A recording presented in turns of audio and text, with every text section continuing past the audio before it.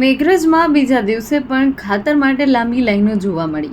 પહેલી સવારથી જ ખેડૂત ભાઈઓ ખાતર ડેપોની બહાર લાઈનમાં ઊભા રહી યુરિયા ખાતર મેળવવાનો પ્રયાસ કરી રહ્યા છે।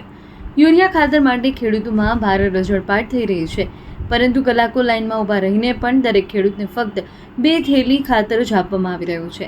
ખેડૂતોએ ગંભીર આક્ષેપ કરતા જણાવ્યું કે ખાતર ન મળે તો પાક કેવી રીતે ઉગે, તંત્ર ક્યાં સૂઈ રહ્યું છે। ખાતરની અછતને કારણે ખેડૂતોમાં ભારે રોષ વ્યાપી રહ્યો છે। ખેડૂતોએ જણાવ્યું, જો આવી સ્થિતિ યથાવત રહી તો આ વર્ષે ખેતીમાં મોટું નુકસાન થવાની ભીતિ છે। તંત્ર સામે નિવેદન અને નારાજગી વ્યક્ત કરતા ખેડૂતો તાત્કાલિક પૂરતું ખાતર ઉપલબ્ધ કરાવવા માંગ કરી રહ્યા છે। તંત્ર હવે શું પગલાં ભરે છે એ જોવું મહત્વપૂર્ણ છે।